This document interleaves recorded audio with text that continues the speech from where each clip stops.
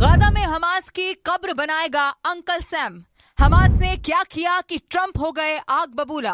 Hamas पर Netanyahu के बाद ट्रंप भी गुस्से से लाल हो गए हैं। तो क्या अब गाजा पर अमेरिका के मिसाइल गिरने का वक्त आ गया है?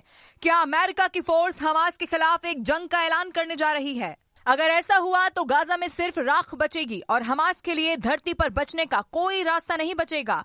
आखिर अब किस बात पर ट्रंप का गुस्सा भड़का है? क्या अमेरिका अपने जंगी जेट रैप्टर से गाजा को बर्बाद करने का मिशन शुरू कर रहा है? जब अमेरिका की नहीं सुनी जाती, जब सुपर पावर को कोई टेंशन देता है, जब ट्रंप जैसे लीडर को गुस्सा आता है तो तबाही मचती है, बारूद का तूफान उठता है, बम और मिसाइल के धमाके का अनुमान लगाना मुश्किल हो जाता है।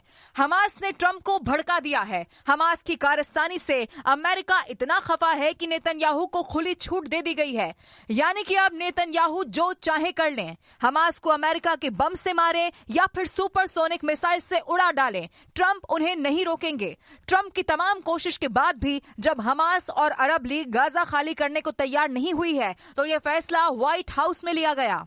प्रेसिडेंट ट्रंप ने नेतन्याहू को बदला लेने की परमिशन दे डाली है। पीएम नेतन्याहू और इजरायली सेना में बिबास फैमिली के नरसंहार को लेकर जबरदस्त गुस्सा है। इजरायल ने मासूमों के मर्डर की असल कहानी सामने आने के बाद हमास को साफ करने का मन बना लिया है। हमास ने जिन 2 बिबास भाइयों के शव इजरायल को लौटाए हैं, उनको लेकर दावा किया गया है कि उनकी मौत इजरायल के हवाई हमले में हुई है। वहीं नेतन्याहू ने साफ कर दिया है कि हमास को इस झूठ की कीमत चुकानी पड़ेगी। इजरायल डिफेंस फोर्स के प्रवक्ता की धमकी अगले एक्शन का ऐलान है। इजरायल ने हमास पर युद्ध समझौता तोड़ने का आरोप लगाने के साथ शवों के साथ हेरफेर करने की भी बात उजागर की। हमास ने जिस शव को शिरी बिबास का बताकर इजरायल को सौंपा है, उसे इजरायल किसी गाजा महिला की डेड बॉडी बता रहा है।